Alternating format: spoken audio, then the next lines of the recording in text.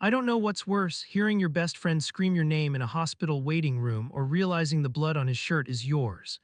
I remember the glass breaking, the way the world slowed just enough for me to see the truck coming through the intersection, headlights splitting the night open like a warning I ignored too late. But I wasn't thinking about pain. I was thinking about him, Leo, his voice choked and frantic, pulling me back when everything else was slipping away. Stay with me, Jamie. Don't you dare close your eyes. It wasn't the crash that shook me to my core, it was hearing him cry.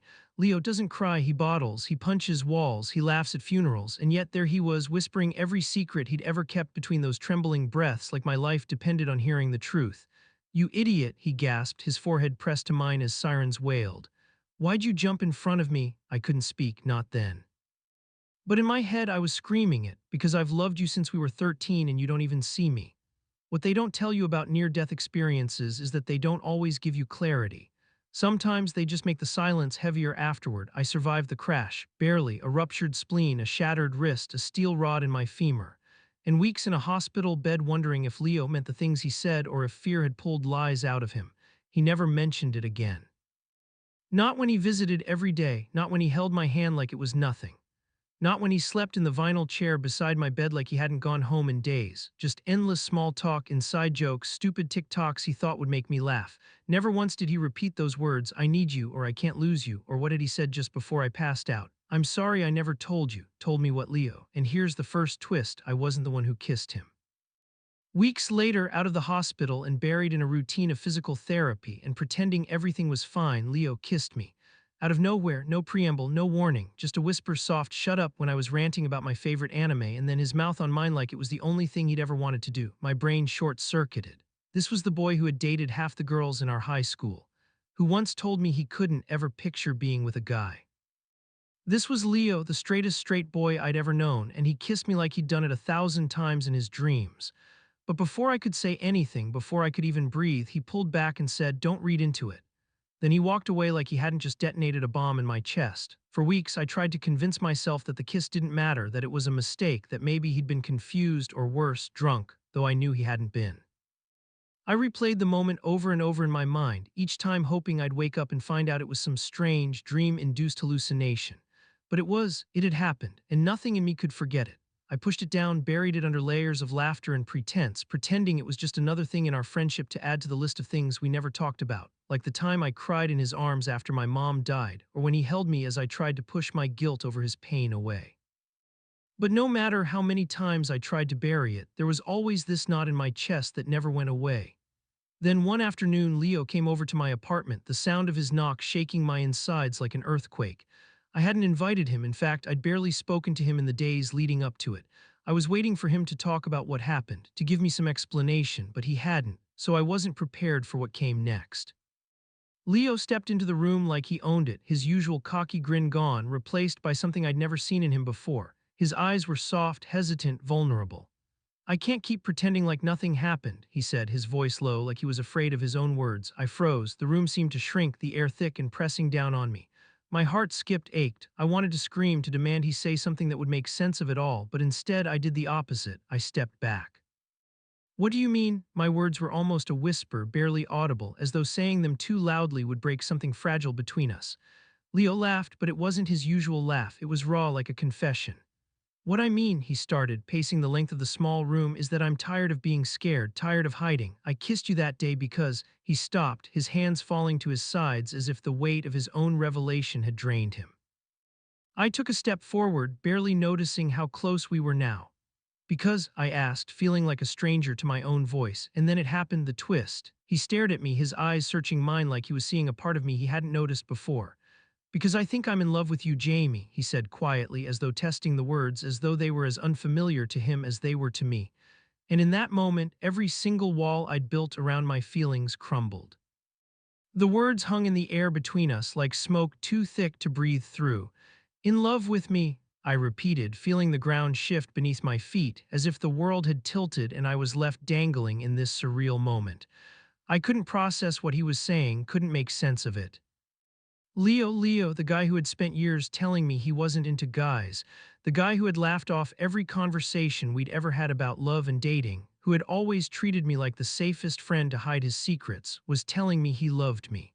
The one thing I'd been too afraid to admit to myself, let alone him. I couldn't move, couldn't speak.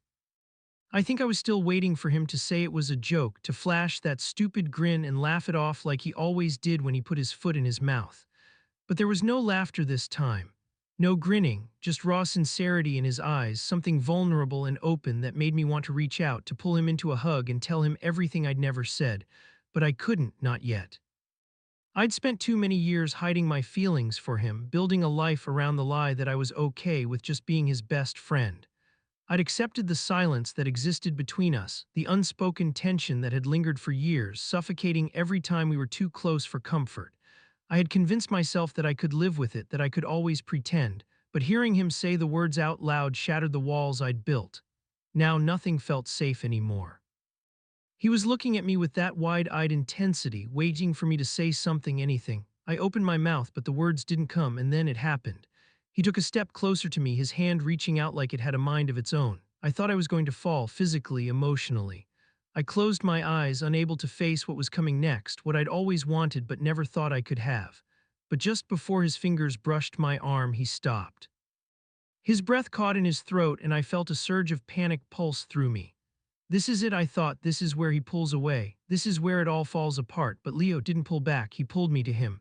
Without warning, without hesitation, he kissed me again, this time deeper, more urgent. It was like everything between us, the years of silence, of unspoken words, collapsed into that single kiss. And in that kiss, I felt 1,000 things at once. His hands were gentle, his lips insistent, and for the first time, everything felt right. But then the twist came. As soon as he pulled away, he was looking at me like he didn't recognize me. His expression was conflicted, confused. "What if this ruins everything?" he whispered, almost to himself. "What if we can't go back?" And for the first time in my life, I understood the weight of those words. The air between us crackled with something I couldn't name, something fragile that could shatter at the slightest movement. Leo's question hung in the space between us, as if it was the final test of everything we'd ever been to each other. "What if we can't go back?" he repeated, his voice barely audible, his eyes darting around the room like he was looking for an escape. I stood there frozen, my heart a chaotic storm of hope and fear battling for dominance. I wanted to scream that we could go back, that we could fix everything, that this could somehow be the beginning of something beautiful. But deep down, I knew that the moment we crossed this line, nothing would ever be the same again. In a way, I was terrified. Leo had always been my anchor, the one person who knew all of me, even the parts I kept hidden. We had been through everything together. The awkward teenage years, the heartbreaks, the late-night talks about dreams we were too scared to chase, and the way our laughter filled the empty spaces in the world. We had never been anything more than best friends, and I had convinced myself that it was enough.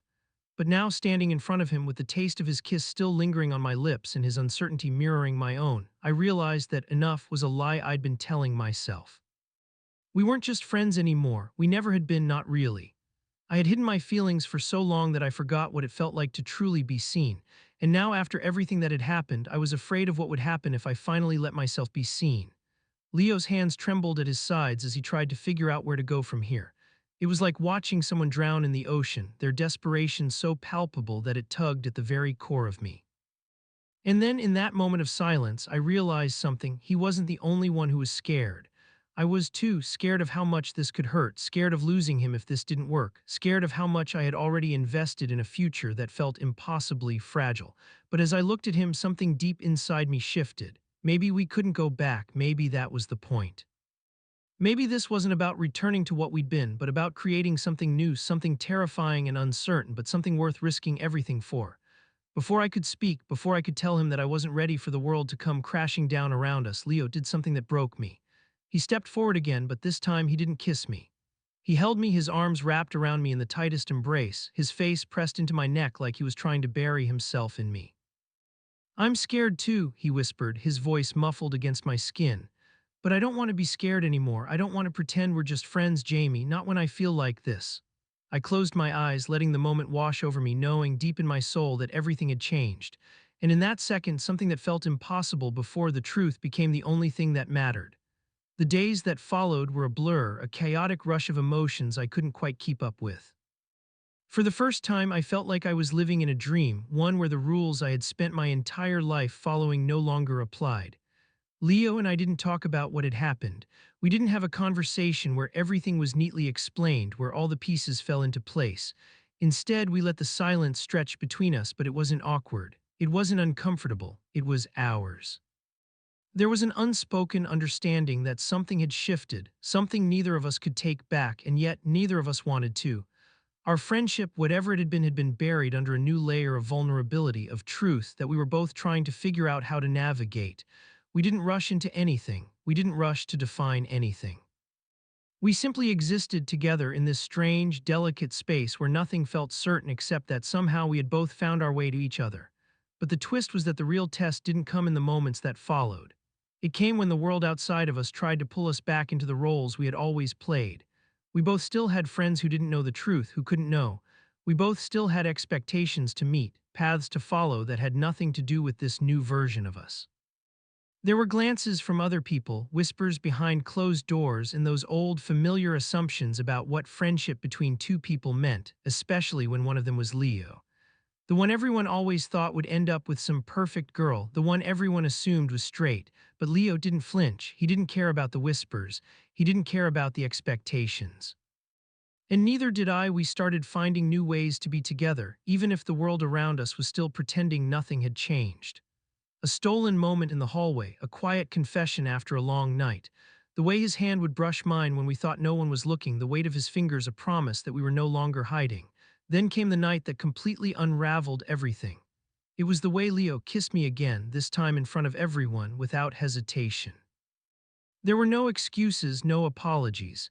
He just pulled me into the middle of the crowded street under the flickering light of a street lamp and kissed me like it was the only thing that mattered. For a split second, I wanted to pull away, to hide, to protect us both from the eyes of the world that weren't ready for this. But Leo's hand was firm against my cheek, holding me in place as if daring me to look away. And I didn't, not anymore. The kiss was all-consuming, as if we were both finally letting go of the weight of the years we had spent hiding from the truth.